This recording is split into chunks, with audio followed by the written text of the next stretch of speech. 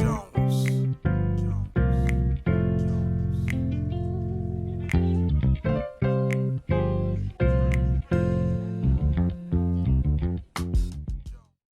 à tous, c'est une joie pour moi de vous retrouver dans un nouvel épisode de Sa parole et moi. C'est rendez-vous autour de la parole de Dieu afin de la laisser nous transformer, nous équiper et nous propulser dans ce que Dieu a pour chacun d'entre nous. J'espère que vous écoutez fidèlement ces capsules. On sort d'une série sur comment être transformé dans notre caractère, dans notre façon d'être, parce que Dieu veut que nous soyons transformés à l'image de son Fils et notre Seigneur Jésus.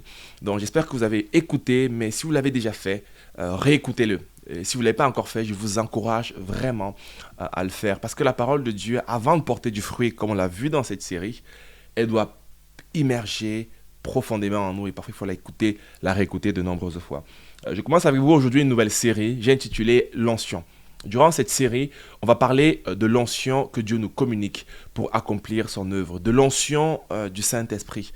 Ou encore d'autres mots, de la puissance du Saint-Esprit. Durant cette série, on parlera de c'est quoi réellement l'onction? Qu'est-ce que la Bible nous dit concernant l'onction? Comment est-ce qu'on peut fonctionner avec cette puissance? Comment la recevoir? Comment opérer dans cette dimension-là? Je crois que c'est quelque chose qui est extrêmement important pour notre vie chrétienne et pour notre marche au quotidien. Le titre de cette série, comme je l'ai dit, c'est l'onction. Et aujourd'hui, on va parler de la nécessité de l'onction. L'onction, une nécessité. Ce sera dans l'épisode 1 de cette nouvelle série. On va lire ensemble deux textes. Peut-être plusieurs textes également durant la série. Le premier, on va le lire dans Luc chapitre 9, du verset 1 au verset 6.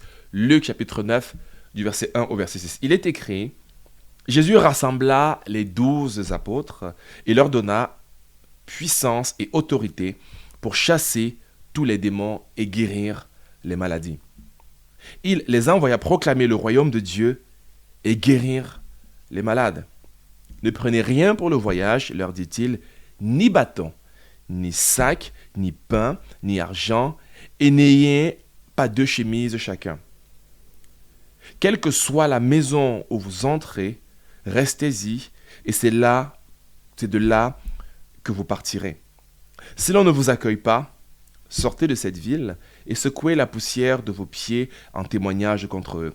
Ils partirent et allèrent de village en village. Ils annonçaient la bonne nouvelle et faisaient partout des guérisons. Un second texte, Actes chapitre 10, verset 38. Il est dit dans Actes 10, verset 38, « Vous savez comment Dieu a déversé une onction de Saint-Esprit et de puissance sur Jésus de Nazareth, qui allait de lieu en lieu, faisant le bien et en guérissant tous ceux qui étaient sous la domination du diable, parce que Dieu était avec lui. » Amen. Deux textes extraordinaires qui nous parlent de la mission et surtout qui nous parlent de l'onction de Dieu. Dans le premier, on voit Jésus rassembler les 12 et leur donner la puissance et autorité. Puissance et autorité. Et il les envoie en mission. Et cette puissance manifeste, Jésus dit, le fait de guérir des malades, de chasser des démons, mais également surtout de prononcer et de proclamer la bonne nouvelle du royaume de Dieu. Dans le second texte que j'ai lu, ce ne sont plus les disciples, c'est Jésus lui-même. Il est dit que nous savons comment Dieu a déversé une onction de Saint-Esprit et de puissance, Saint-Esprit et puissance, sur Jésus qui allait, guérissait les malades et chassait également tout ce qui était, chassait les démons et délivrait tout ce qui était sous l'emprise du diable parce que Dieu était avec lui. Deux groupes de personnes. Jésus d'abord, notre Seigneur et notre Sauveur, qui est le premier groupe. Et le second groupe, ce sont les 12 apôtres à qui Jésus a donné une mission. Les deux fonctionnent et collaborent avec le Saint-Esprit. L'onction, c'est la puissance que le Saint-Esprit communique à ceux qui travaillent avec lui dans son œuvre. Et ça, c'est une première définition, parce qu'on dit, Acte 10, 38, vous savez comment Dieu a déversé une onction de Saint-Esprit et de puissance sur Jésus. Il y a le Saint-Esprit qui est la personne du Saint-Esprit, qui est la troisième personne de la Trinité. Il a une puissance, il a une capacité surnaturelle qu'il va communiquer aux disciples. et qui va communiquer également à Jésus dans ce que Jésus va faire. Le Saint-Esprit n'est pas la puissance, mais le Saint-Esprit communique une puissance. Et dans cette puissance qu'il nous communique, on l'appelle communément l'onction. Et donc c'est de ça qu'on va parler, de cette puissance que le Saint-Esprit nous communique pour pouvoir agir dans l'œuvre qu'il nous confie. Je suis convaincu que chaque croyant, chaque chrétien, chaque personne qui, d'une manière ou d'une autre, désire accomplir l'œuvre de Dieu, a besoin de l'onction du Saint-Esprit. J'ai besoin de cette onction. Vous avez besoin de cette onction.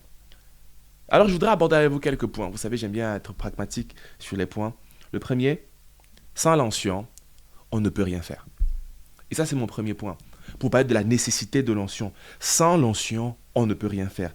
Les disciples sont partis en mission avec l'onction de Dieu, avec la puissance et l'autorité que Jésus leur a donnée.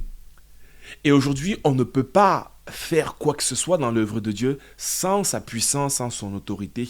Sinon, on est faillible, on travaille avec l'œuvre humaine et ce n'est pas possible. Dans le temple qui a été construit par Moïse dans l'Ancien Testament, il est fait mention des outils et des instruments choisis par Dieu. Pour certains, ça devait être fait à base d'or et non pas à base d'airain. Pour d'autres, il fallait que ce soit fait d'une certaine manière avec des métaux précieux, des métaux de qualité. Et aujourd'hui, dans le monde de la technologie ou bien de l'électronique, il y a plusieurs types de produits. On a des produits dans certains pays qu'on dit souvent que ce n'est pas de très bonne qualité. Il y a des produits dans certains autres pays qu'on dit souvent qu'ils sont de très bonne qualité. Certaines nations comme l'Allemagne, comme l'Italie, ou bien comme même les États-Unis, sont réputées pour la qualité de leurs produits. D'autres sont réputés pour le manque de qualité de leurs produits. Et cela, quelques années, dans ma famille, on essayait de construire une maison. Et pour construire cette maison, on a coulé une dalle. Et on a pris une première dalle seulement, même si elle a dépensé énormément d'argent, on a fait beaucoup de choses. Malheureusement, cette dalle s'est effondrée. Et même les murs de la maison n'étaient pas ont commencé simplement à tomber et à disparaître. Pourquoi? Parce que la qualité du sable et la qualité du ciment qui avait été utilisé n'étaient pas bons. Malgré le fait qu'on a dépensé de l'argent, malgré le fait qu'on a dépensé de l'énergie, on s'est essoufflé à faire des choses et après on s'est retrouvé à recommencer parce qu'on n'a pas utilisé les bons matériaux. On n'a pas utilisé le bon matériel pour pouvoir accomplir cette tâche. On a dépensé de l'argent, on a dépensé de l'énergie, on avait des bonnes ambitions, mais on n'a pas le bon matériel. Et donc notre motivation ne suffit pas. Notre envie de construire quelque chose ne suffit pas. Notre désir de servir Dieu, mes amis, ne suffit pas.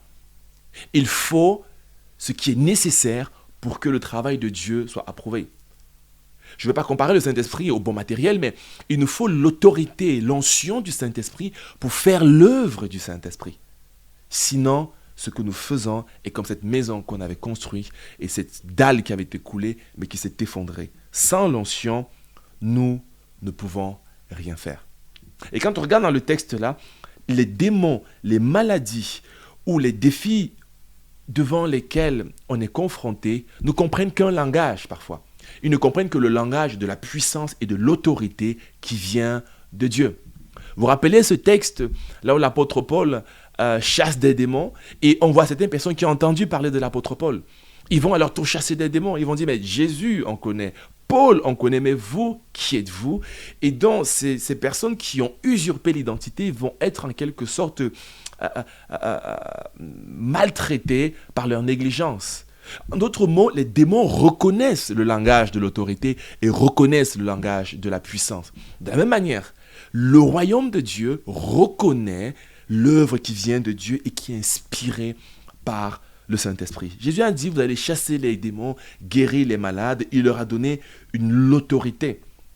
On peut avoir des belles idées, on peut avoir des beaux concerts, on peut avoir une décoration de qualité, on peut avoir une approche de communication, des soirées, des films, et tellement de belles choses pour témoigner de l'Évangile. Mais les gens ne sont transformés que par la puissance du Saint-Esprit. Le véritable changement s'opère lorsque le Saint-Esprit est en action et lorsque sa puissance nous accompagne pour faire ce qui doit être fait. Il y a des choses que l'être humain ne peut pas faire. Et donc c'est une nécessité, mes amis. C'est crucial de travailler, non pas par nos efforts, mais par la puissance du Saint-Esprit. Alors, ma prière et mon désir, c'est qu'on réalise une chose, mes amis. L'onction de Dieu, la puissance du Saint-Esprit fait toute la différence. Sans l'onction, on ne peut pas faire grand-chose. Les disciples n'ont pas fait. Deuxième personne qui ne l'a pas fait, les apôtres non plus ne l'ont pas fait. Il est dit, les apôtres n'ont pas fait, mais Jésus non plus ne l'a pas fait. Il est dit que Jésus allait dans Acte 10, 38, on peut le relire encore, Acte 10, 38. Vous savez, c'est Pierre qui parle, comment Dieu a déversé une onction de Saint-Esprit et de puissance sur Jésus de Nazareth. Et parce qu'elle a déversé ça, qui allait de lieu en lieu, faisant le bien et en guérissant tous ceux qui étaient sous la domination du diable. Waouh! Jésus n'a pas agi sans la puissance du Saint-Esprit. D'ailleurs, avant son baptême et d'être revêtu de la puissance du Saint-Esprit, Jésus n'a rien fait. Il était inconnu. Personne ne connaît qui était Jésus. Il était connu comme le fils du charpentier. Il n'est pas de renommé comme prédicateur. Mais lorsque la puissance du Saint-Esprit va lui être communiquée, il va commencer à être puissant. Parfois, on veut faire notre propre communication, notre propre publicité. C'est important. Je n'ai rien contre cela. Mais n'oublions pas une chose. Si l'Esprit de Dieu et la puissance de Dieu n'est pas avec nous dans ce que nous faisons est vain. Troisièmement, la Bible dit que si Dieu ne bâtit, celui qui bâtit, bâtit en vain. Si je bâtis et si je travaille, si ce n'est pas Dieu qui soutient cela par sa puissance, ce que je fais est vain. Ce que je fais est limité. Ce que je fais m'épuise, m'essouffle, génère du stress, de la pression et finalement est inutile. Alors que si c'est Dieu qui bâtit, alors cela fait toute la différence. Quatrième raison pour laquelle sans l'onction on ne peut pas faire grand-chose. La quatrième raison, mes amis, c'est que l'onction de Dieu, c'est ce qui va faire en sorte que Dieu soit réellement glorifié. Si je réfléchis uniquement par les raisonnements humains, alors on pourra dire que c'est mon éducation qui fait la différence. Si je raisonne uniquement en fonction de ma couleur de peau, on va dire que c'est parce que je suis noir ou blanc, ou parce que je suis grand de taille ou pas, parce que j'ai fait des études ou pas. D'autres, on va dire que c'est parce que tu es à Paris, d'autres, on va dire que c'est parce que tu as de l'argent. Mais mes amis, ça n'a rien à voir avec cela. Tout à voir avec ce que Dieu lui-même y fait. Si c'est Dieu qui agit au travers de nous, il sera glorifié. L'onction de Dieu fait toute la différence. Et cette onction, elle est active, elle est accompagnée de signes, de prodiges, afin que la gloire soit rendue à Dieu. Alors, si je parle de cela, mes amis, c'est parce que je crois que l'une des choses dont on a besoin, dont le corps de Christ a besoin, dont les chrétiens que nous sommes a besoin, dont les pasteurs dont nous avons besoin, dont les leaders ont besoin, mes amis, c'est de cette onction qui vient de Dieu. C'est de cette puissance, cette autorité que lui il donne qui permet de changer le cours de l'histoire. Et donc ça, c'est la première chose. Sans l'onction, on ne peut pas faire grand-chose. Et la deuxième idée que je voudrais partager avec vous, c'est sans mission, il n'y a pas d'onction. Sans mission, il n'y a pas d'onction. Ça ne sert à rien d'avoir l'onction pour s'asseoir sur le canapé et regarder la télé. Ça ne sert à rien d'avoir les dons, la puissance et tout ce qui est nécessaire pour rester tous les jours et tout le temps en train simplement de regarder Netflix et de s'amuser sur les réseaux sociaux. Non. L'onction de Dieu, c'est pour une mission. Les dons de Dieu, c'est pour accomplir quelque chose. Lorsque les disciples étaient en train de partir en mission, Jésus a dit, voici la puissance. Parfois, nous demandons la puissance alors que nous n'avons pas de mission. Peut-être nous devrions faire l'inverse. Demander plutôt la mission et l'onction, naturellement, nous viendra. Parce que Dieu ne nous enverra jamais en mission sans l'autorité nécessaire pour accomplir cette mission. Imaginez-vous que moi, j'envoie quelqu'un avec qui je travaille, je lui dis, écoute, va dans tel pays, accomplir telle ou telle mission, et sans rien lui donner. Je serais méchant si je faisais cela. Je serais un mauvais responsable, je serais un mauvais dirigeant, je serais un mauvais père. Vous imaginez que vous travaillez dans une entreprise. Votre entreprise vous demande de prendre votre voiture et d'aller faire le tour du pays pour pouvoir créer de nouvelles agences. Et elle vous dit, utilisez votre propre carburant utiliser votre propre argent pour aller à l'hôtel, utiliser vos propres ressources. Elle ne peut pas. Ça ne se peut pas. Si vous le faites aujourd'hui, on va vous poursuivre en justice. On va dire, mais ça, c'est un abus. Au contraire, il va demander un salaire, il va demander les avantages nécessaires, pas les avantages, les moyens nécessaires pour accomplir la mission. Il va demander la provision nécessaire. Ça veut dire que mon responsable me donne une mission, le directeur d'une entreprise donne une mission à son commercial de parcourir toute la France pour pouvoir accomplir une mission, il pourvoit à cela. C'est la raison pour laquelle, mes amis, pour avoir nous-mêmes une véritable provision qui est l'autorité et la puissance nécessaire, on a besoin d'avoir de mission. Je dirais que le manque d'onction provient du manque de mission. Ou bien le manque d'onction provient du manque d'obéissance à la mission. Quand Dieu m'a appelé au ministère et Dieu m'a demandé de le servir et de s'occuper de son église locale où je suis, je me suis dit, si Dieu m'appelle, Dieu m'a forcément donné les capacités nécessaires pour le faire. C'est une question, pour moi, qui est logique. C'est que Dieu ne peut pas m'envoyer sans rien me donner. Non. D'ailleurs, c'est ce qu'on voit dans le texte qu'on a lu. Jésus dira une chose. Ne prenez rien pour le voyage, leur dit-il. Ni bâton, ni sac, ni pain, ni argent, ni pas de chemise. Il dit en gros, ne vous préoccupez pas de l'argent, ne vous préoccupez pas de vos vêtements, ne vous préoccupez pas du bâton, ne vous préoccupez pas de tout cela. Préoccupez-vous d'aller en mission, car en cours de route, il y aura de la provision. Et parfois, c'est ce qui nous manque. On ne pense pas que la présence de Dieu à nos côtés est suffisante.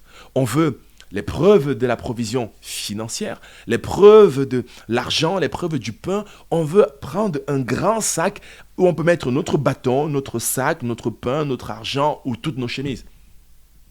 Pourtant, Dieu, il a dit, ne prenez rien de cela. Et pourtant, ils avaient l'autorité. Ils avaient l'onction. Ils avaient la puissance de Dieu. Ils avaient la présence de Dieu. Mes amis, ça ne sert à rien d'avoir une bague si on n'est pas fiancé. Ça ne sert à rien d'avoir un permis, d'avoir une voiture sans permis, d'avoir une arrivée d'Internet sans outils. Ça ne sert à rien d'avoir l'onction, la puissance électrique si je ne m'en sers pas. L'onction, ce n'est pas un gadget pour récompenser notre bonne fidélité en tant que bon chrétien, pour nous recevoir notre récompense du chrétien du mois. Ça ne sert à rien d'avoir les dons les meilleurs s'ils doivent être dans un cimetière. Non. L'onction, c'est pour la mission. Alors, mes amis, quelle est votre mission? Et cette mission n'est pas uniquement dans le cadre de l'Église, bien qu'il y a beaucoup de missions que Dieu nous confie dans le cadre de l'Église. Cette mission peut-être dans une terre étrangère que Dieu va nous donner. Cette mission peut-être dans une ville que Dieu va nous donner. D'implantation d'église. Une mission peut-être dans mon travail. Une mission dans ma famille. Si Dieu m'appelle à le faire, Dieu me donne la puissance nécessaire pour le faire.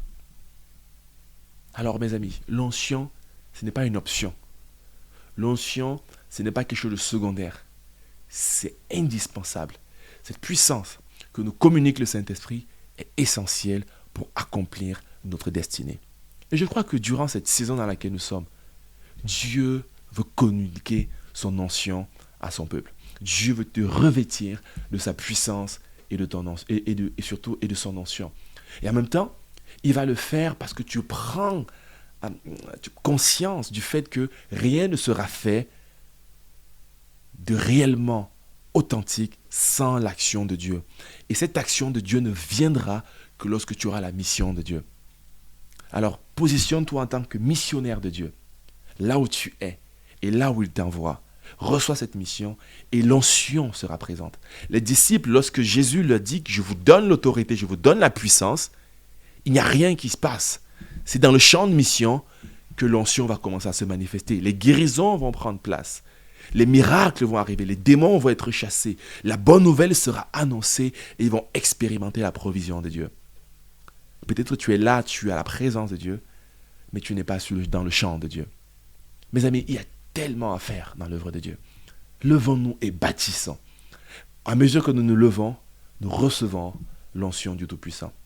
Que Dieu vous bénisse et à très bientôt pour un nouvel épisode de Sa parole et moi.